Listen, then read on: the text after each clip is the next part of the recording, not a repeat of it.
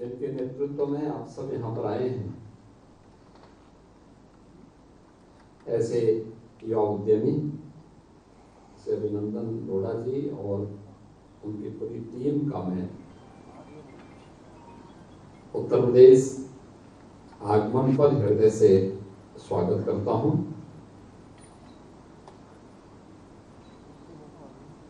यह क्षण हमारे लिए और भी महत्वपूर्ण है जब महाकुंभ के इस आयोजन में जो अब तक दुनिया का सबसे बड़ा आध्यात्मिक और सांस्कृतिक आयोजन बन चुका है। अब तक 53 करोड़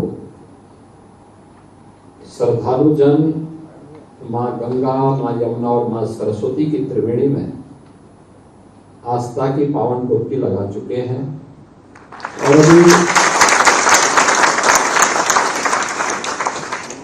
अगले 9 दिनों तक यह उत्सव इसी रूप में चलने वाला है। कल्पना करिए, ये भारत की पोटेंशियल है और यही भारत की आस्था को अगर सम्मान दिया गया होता तो भारत किन ऊंचाइयों को प्राप्त करता है। और उस महाआयोजन के अवसर पर आप सभी को उत्तर प्रदेश आने का अवसर प्राप्त हुआ। यहां से आपको कुछ स्थलों को उत्तर प्रदेश के अंदर देखने का भी सौभाग्य प्राप्त होगा। इसमें अयोध्या में श्री राम जन्मभूमि, वहां पर भी काफी इस समय प्रेशर है।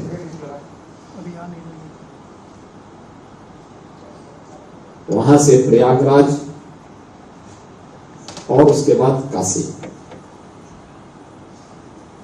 तीनों ऐसे स्थल हैं जहां पर वर्तमान में बहुत देश और दुनिया से आए हुए श्रद्धालु जन बड़ी श्रद्धा भाव के साथ आकर के आस्था को वहां पर व्यक्त कर रहे हैं। यह एक अवसर है हम सबके सामने, जब हम लोग इस आयोजन के साक्षी बनने जा रहे हैं और इस आयोजन के माध्यम से हम लोग भारत की आस्था को दुनिया के सामने भी दिखा करके अपनी ताकत का एहसास भी करा रहे हैं। मित्रों, उत्तर प्रदेश आप जैसा कि जानते हैं कि देश की आबादी का सबसे बड़ा राज्य है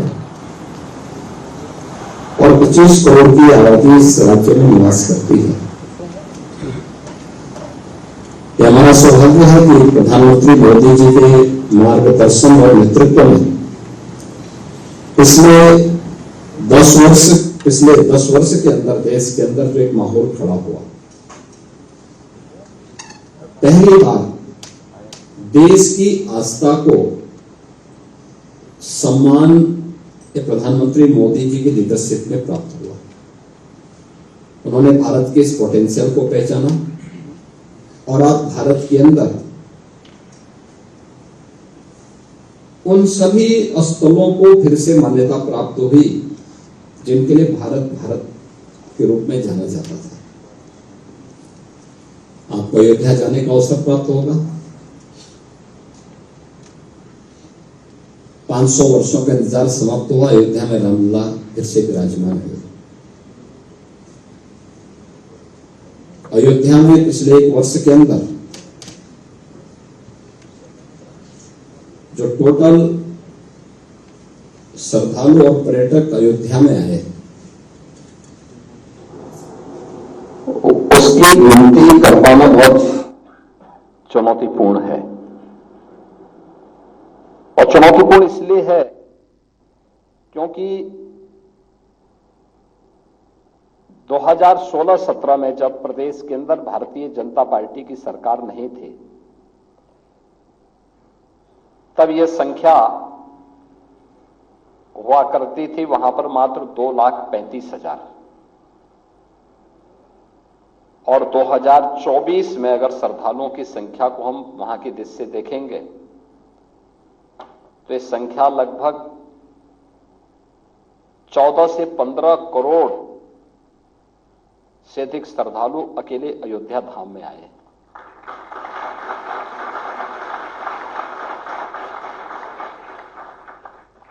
अयोध्या के लिए इस दौरान जो पब्लिक कंट्रीब्यूशन प्राप्त हुआ उसका अंदाजा आप देख सकते हैं कि उन्होंने अयोध्या के विकास के लिए, जैसे राम जन्मभूमि न्यास के लिए पब्लिक ने जो कंट्रीब्यूशन किया, श्रद्धालु जनों की सुविधा के लिए, जो कुछ भी वहां पर वर्तमान में हो रहा है, ये सभी श्रद्धालु जनों के द्वारा किए गए कंट्रीब्यूशन का ही परिणाम है। ऐसे ही काशी में, काशी विश्वनाथ धाम बनने के पहले श्रद्धालुओं की संख्या काफी कम थी और आज उनकी संख्या बढ़ करके काफी ज्यादा हो चुकी है। मैं परसों काशी में था और मुझे यह बताने में कोई संकोच नहीं, जब भी मैं काशी वासियों से वहां बात कर रहा था, उन सब ने इस बात को कहा। उन्होंने कहा, साहब हमने अपने जीवन में कभी भी इतनी भीड़ काशी में कभी नहीं देखी जो पिछले 1.5 महीने से हम देख रहे हैं।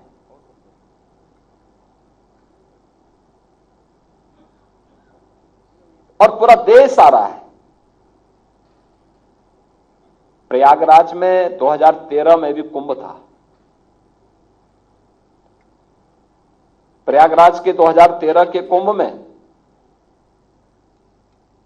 कुल 12 करोड़ श्रद्धालु आए थे। आयोजन 55 दिन का था। 2019 को अर्ध कुंभ था, उसे हमने कुंभ के रूप में, प्रयागराज कुंभ के रूप में आयोजित किया था। उस अवसर पर प्रयागराज में श्रद्धालु जन और पर्यटक आए थे लगभग 24 करोड़। और इस बार अभी तक प्रयागराज महाकुंभ की दृष्टि से अगर हम देखेंगे तो अब 45 यानी कुल 45 दिन के इस आयोजन में 36 दिन हो चुके हैं। अब मात्र 9 दिन बाकी हैं। इन 8-9 दिनों को छोड़ दें तो इन 35-36 दिनों में ही 53 करोड़ श्रद्धालु प्रयागराज में आ चुका है।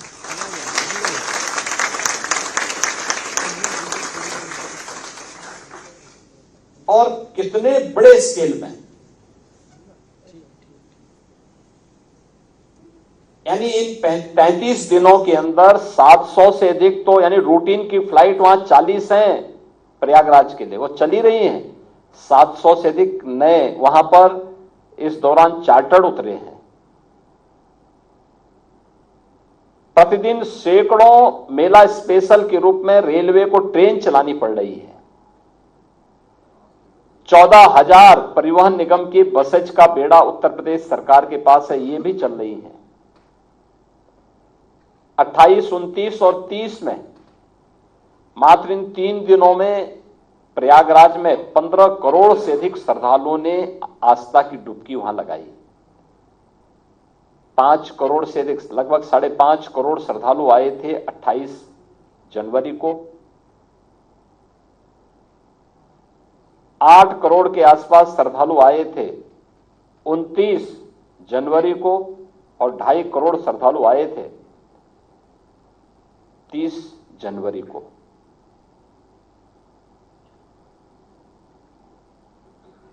सरकार ने अपने स्तर पर, केंद्र और राज्य सरकार ने मिलकर के जनता की बुनियादी सुविधाओं को ध्यान में रख करके कुछ कार्यक्रम भी किए थे। बुनियादी सुविधाएं उनको अच्छी मिले, प्रयागराज का इंफ्रास्ट्रक्चर अच्छा हो, कनेक्टिविटी अच्छी हो, मेले का विस्तार हो, संगम में जल की प्रचुर मात्रा उपलब्ध हो, इन सब पर पहले से एक्सरसाइज चल रही थी, लगातार एक्सरसाइज चल रही थी और अंततः वहां पर हम लोगों को इस सफलता प्राप्त हुई कि सारी व्यवस्थाओं को हम लोगों ने कार्यक्रम को आगे बढ़ाने में सफलता प्राप्त की।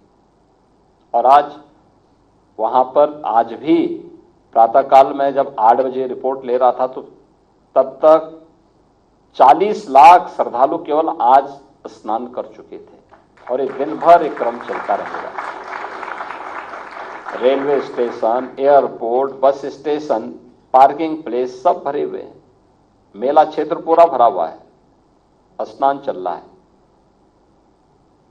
ये क्रम, ये केवल एक आस्था को सम्मान देने का ही अभियान नहीं है। आस्था को सम्मान मिलना चाहिए, ये अच्छी बात है, लेकिन आस्था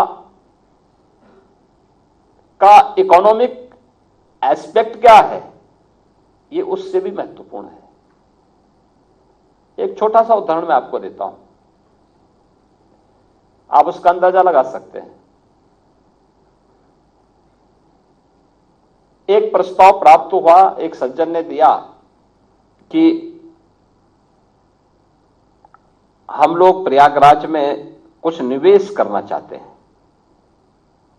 पूछा गया कैसा निवेश चाहते हैं, उन्होंने कहा नहीं, हम लोग आस्था के अनुरूप होगा। आस्था के अनुरूप कौन सा निवेश हो सकता है?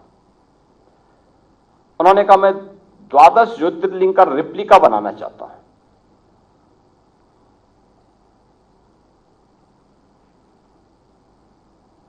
तो उन्होंने अपना एक मॉडल दिखाया कि हम इस रूप में करना चाहेंगे।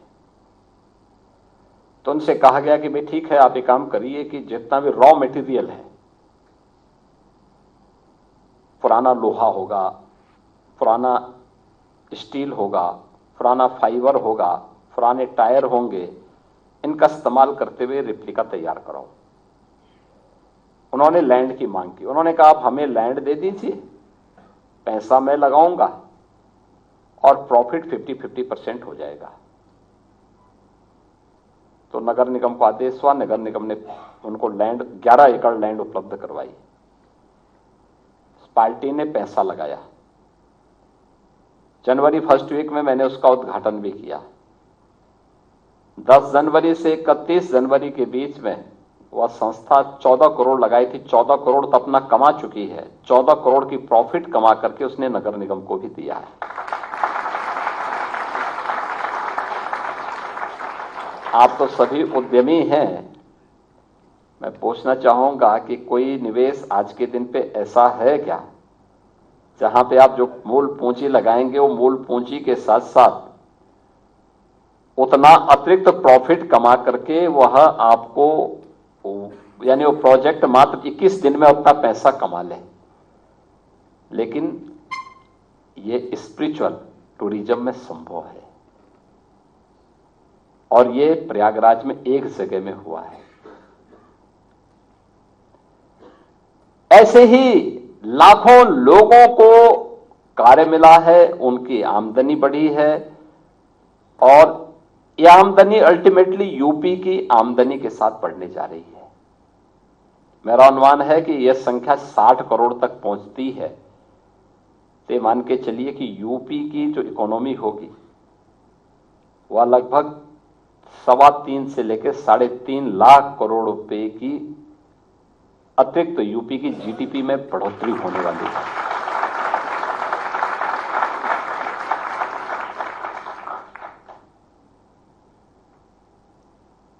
हमने आस्था को केवल ये मान लिया कि इस पे कोई ताकत नहीं है, उसका दुष्परिणाम हमें भुगतना पड़ा। हम भारतीयों के मन में गुलामी के कालखंड में जो ये बात डाल दी गई कि जो भारतीय है वह कमतर करके उसको आंको, उसको महत्वहीन कर दो, उसकी कोई महत्व नहीं है, ये जो बात समझाई गई उसका दुष्परिणाम हम भुगत रहे हैं। हमें ये बताया गया कि जो भारत का है इसका महत्व नहीं है, और जो भारत के बाहर का है उसका महत्व है। तो दुष्परिणाम भी हमारे सामने थे। मोदी जी ने पहली बार इस बात का एहसास कराया भारतवासियों को, नहीं, हमें एक भारतीय के रूप में भारत से जुड़े हुए जीवन मूल्यों को, भारत की आस्था को, भारत के प्रोडक्ट को हम महत्व देकर के स्वयं की महत्ता को बढ़ा सकते हैं। हम दूसरों की उपलब्धियों पर गौरव की अनुभूति करने की बजाय अपनी स्वयं की पूर्वजों की विरासत पर अगर हम गौरव की अनुभूति करेंगे तो हम दुनिया को बहुत कुछ दे पाएंगे। और आज प्रयागराज वही कर रहा है। प्रयागराज ने बताया है कि हमारे पास क्या स्केल है, क्या पोटेंशियल है। यह महाकुंभ प्रयागराज बता रहा है, काशी बता रही है, अयोध्या बता रहा है। कितने लोगों को रोजगार मिल रहा है, कितने लोगों की आमदनी को कई गुना बढ़ाने में मदद मिली है। कितना बृहद आयोजन बनकर के पूरा आयोजन आज देश और दुनिया को अपनी ओर आकर्षित कर रहा है। और ये जो एक पक्ष है इसका, इस पक्ष को हमने माना होता तो विदेशी सामानों से जो कभी भारत की मार्केट और बाजार भरे पड़े होते थे, ये नहीं होते। याद करना, हमने आदरणीय प्रधानमंत्री जी की प्रेरणा से 2018 में उत्तर प्रदेश के अंदर एक योजना लागू की, उसका नाम था वन डिस्ट्रिक्ट वन प्रोडक्ट का। ये उत्तर प्रदेश के अंदर परंपरागत एमएसएमई सेक्टर के प्रोडक्ट को हम लोगों ने मैपिंग की थी और फिर हर जिले के लिए एक प्रोडक्ट को आइडेंटिफाई किया। उसका नाम हमने वन डिस्ट्रिक्ट वन प्रोडक्ट रखा। हमने उसमें डिजाइनिंग में, हमने उसे पैकेजिंग में, हमने उसे टेक्नोलॉजी में, हमने उसको मार्केटिंग में मदद की। हमारा एक्सपोर्ट बढ़ा। यूपी ने देश को एक नया ब्रांड दे दिया।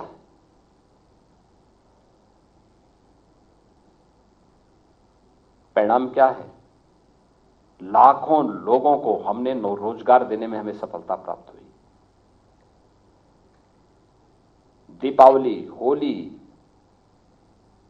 विजयादशमी और अन्य पर्वों और त्योहारों में जो पहले गिफ्ट चीन से आए हुए प्रोडक्ट से यहां की मार्केट भरी होती थी, आज वो सब समाप्त। आज वन डिस्ट्रिक्ट वन प्रोडक्ट का ही जो हमारा प्रोडक्ट है वही लोग गिफ्ट में देते हैं और हर व्यक्ति अपने घर में उसको रखने पे गौरव की अनुभूति करता है।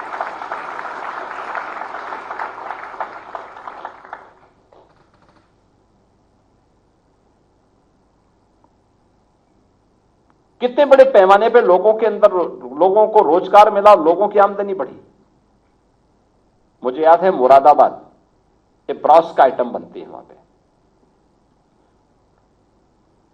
17-18 में, जो 17 में हम लोग आए, यहां पे सरकार आई, मैं गया था, बड़ी निराशा थी लोगों में, हताशा थी। लगभग वहां पर ब्रॉस से जुड़े हुए कार्यक्रम लगभग बंदी की ओर थे। कहीं पॉल्यूशन कंट्रोल बोर्ड की मार पड़ती थी, कहीं पे मार्केट नहीं था, उनके पास डिजाइन भी नहीं थी, उनके पास टेक्नोलॉजी भी नहीं थी, उनके पास मार्केट की भी अभाव होता जा रहा था। हम लोगों ने थोड़ा सपोर्ट किया। इंस्पेक्टर राज से और पॉल्यूशन कंट्रोल बोर्ड की मनमानेपन को कंट्रोल किया। परिणाम क्या था? आज वहां पे 16 से 17 हजार करोड़ रुपए के प्रोडक्ट वहां से केवल एक्सपोर्ट होते हैं, अकेले मुरादाबाद से। हमारा कारपेट सेक्टर का जो 3 महत्वपूर्ण क्षेत्र थे, भदोई, मिर्जापुर और वाराणसी, कारपेट, ये लगभग बंदी के कगार पर था। उसको हमने डिजाइन के साथ जोड़ा, टेक्नोलॉजी के साथ जोड़ा, मार्केट के साथ जोड़ा, एक्सपो मार्ट बनाया गया। आज परिणाम क्या है? जो आज से लगभग 8 वर्ष पहले बंदी की कगार पर था, आज वहां से 8 से 10 हजार करोड़ रुपए के कारपेट एक्सपोर्ट होते हैं। यानी डोमेस्टिक मार्केट की अलग वो है, लेकिन एक्सपोर्ट होते हैं। फिरोजाबाद का ग्लास का उद्योग फिर से पुनर्जीवित हो गया है। ऐसे ही जिस भी जनपद में जाएंगे वहां का प्रोडक्ट अपना एक नया क्रांतिकारी परिवर्तन करके लोगों को अपनी ओर आकर्षित कर रहा है। ये था पहले भी, लेकिन पहले ध्यान नहीं दिया गया, क्योंकि लोगों को लगता था अरे इसका क्या महत्व होगा। आज वही प्रोडक्ट हर व्यक्ति के घर में जा रहा है, लोग सम्मान के साथ उसको लेते हैं। हमने नकल तो की, लेकिन अकल नहीं लगाई। परिणाम हमें भुगतना पड़ा, प्रदेश को, देश को भुगतना पड़ा। आज भारत जब स्वयं के प्रोडक्ट पर, स्वयं की तकनीक पर विश्वास कर रहा है, तो हर भारतीय उसके साथ जुड़ने के लिए तैयार हो रहा है, और उस जुड़ाव का लाभ भी भारत को प्राप्त हो रहा है। उत्तर प्रदेश ने पिछले 8 वर्ष के अंदर काफी प्रगति भी की है।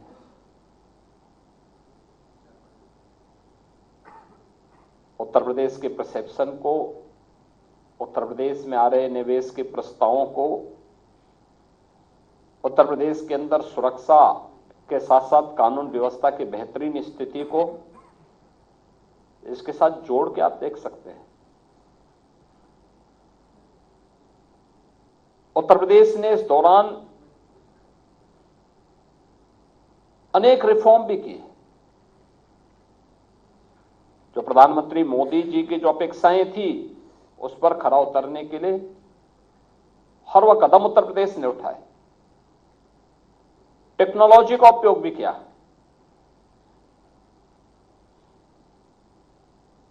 प्रदेश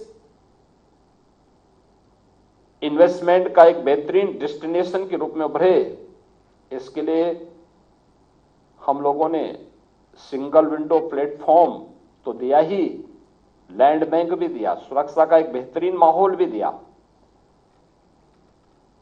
और एक एक स्तर पर मॉनिटरिंग के मैकेनिज्म को इतना मजबूत किया कि आज जब कोई एक बार आता है तो उसको लगता है कि हां, मुझे अपना निवेश यूपी में करना चाहिए। बदले में उत्तर प्रदेश के अंदर नौजवानों को नौकरी भी मिली, रोजगार भी मिला, बड़े पैमाने पे लोग उससे जुड़ रहे हैं।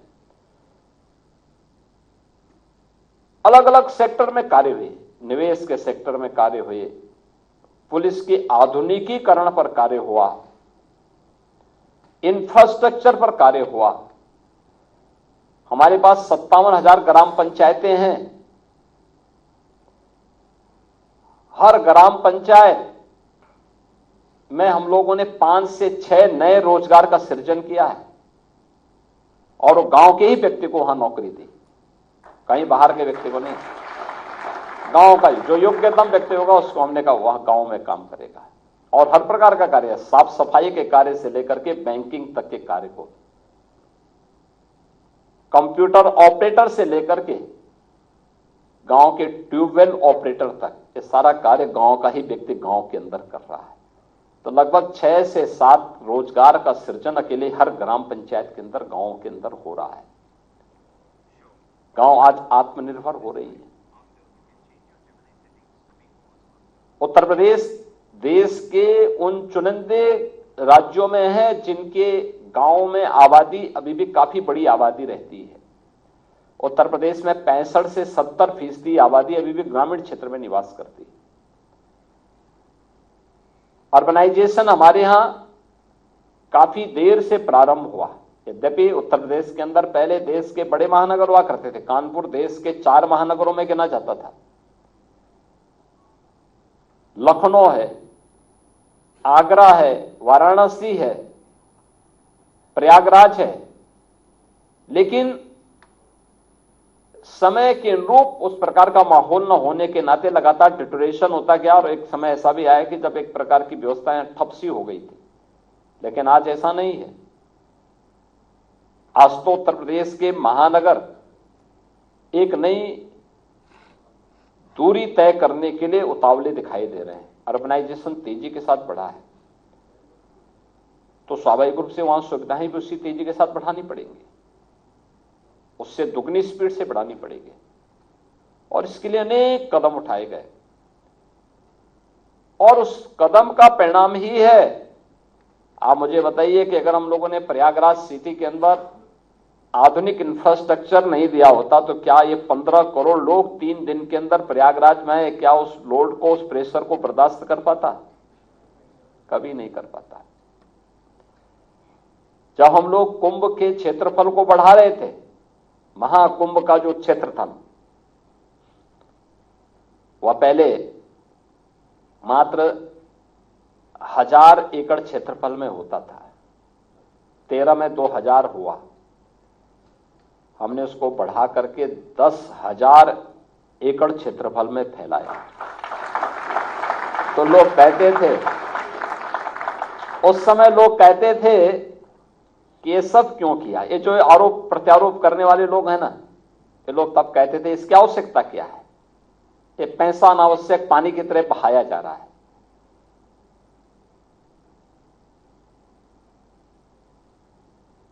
ऐसा क्यों सरकार कर रही है? हमने कुंभ के आयोजन में 7,500 करोड़ खर्च किए हैं, लेकिन ये 7,500 करोड़ वह है जो इंफ्रास्ट्रक्चर पर खर्च हुआ है। खासतौर पर प्रयागराज में 14 नए फ्लाईओवर बने, 6 अंडरपास बने, 200 से अधिक सड़कों के चौड़ीकरण का कार्य हुआ, नए कॉरिडोर बनाए गए, रेलवे स्टेशन का विस्तारीकरण हुआ, एयरपोर्ट के नए टर्मिनल का विस्तारीकरण वहां पे किया गया और भी अन्य नए घाट का निर्माण हुआ। इन सब पे ज्यादा खर्च हुआ। कुंभ मेले की व्यवस्था की दृष्टि से कुल 1500 करोड़ रुपए हमने रखे थे और वह कार्यक्रम हमारा उस रूप में आगे बढ़ा। आज वही लोग कहते हैं साहब आपने इतने कम जगह, जब भीड़ इतनी ज्यादा आ रही थी तो इतने कम जगह पे क्यों ये आयोजन किया है? हमने कहा पहले तुम लोग तो 1000 करोड़ में ही संतुष्ट थे, हमने तो तुम्हारे सोच से भी 10 गुना आगे बढ़ा के 10,000 एकड़ में किया है। और उस समय इनके पुराने बयान को और नए बयान को अगर आप देखेंगे तो आप लोगों को स्वयं हंसी आएगी कि ये लोग, इनका कौन सा बयान सच है, यही पता नहीं लग सकता। आप मुझे बताइए, आप तो सभी उद्यमी हैं, अगर राज्य की तरफ से या केंद्र और राज्य सरकार की तरफ से मिलकर के 7,500 करोड़ रुपए हम उसमें इंफ्रास्ट्रक्चर को भी जोड़ लें, खर्च करके अगर इकोनॉमी में 3 लाख से 3.5 लाख करोड़ रुपए की अतिरिक्त वृद्धि हो सकती हो तो कौन सा सौदा सही है? आप मुझे बताइए ना। आप तो उद्यमी, आप तो निवेश के अच्छे जानकार हैं, तो मुझे लगता है कि इकोनॉमिक्स हमारी ज्यादा बेहतर होगी इन लोगों की तुलना में जो महाकुंभ का विरोध कर रहे हैं। और ये सभी कार्यक्रम इसी गति से आगे बढ़ेंगे। आप मानकर के चलिए कि जो एहसास आपको अयोध्या में होगा, अयोध्या में भी हम लोगों ने इंफ्रास्ट्रक्चर को डबल इंजन की सरकार प्रधानमंत्री मोदी जी के नेतृत्व में उसी रूप में हमने किया। आज के दिन पे आप जाएंगे, प्रयागराज हो, काशी हो, अयोध्या हो, गोरखपुर हो, चित्रकूट हो, नेमिस हो, इस सभी जगह हम लोगों ने इसी प्रकार का इंफ्रास्ट्रक्चर दिया है, बेहतरीन इंफ्रास्ट्रक्चर दिया है। हम लोग अयोध्या की सड़कों को जब चौड़ीकरण कर रहे थे, विरोध करने वाले तब भी विरोध करते थे। अरे साहब, ये विरोधी सड़क चौड़ीकरण करने की आवश्यकता क्या है?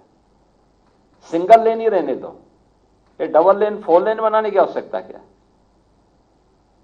जब वहां पे इंटरनेशनल एयरपोर्ट बन रहा था अयोध्या में, तब भी उसका भी विरोध कर रहे थे। काशी विश्वनाथ धाम बन रहा था प्रयाग काशी में, तो उसका भी विरोध कर रहे थे।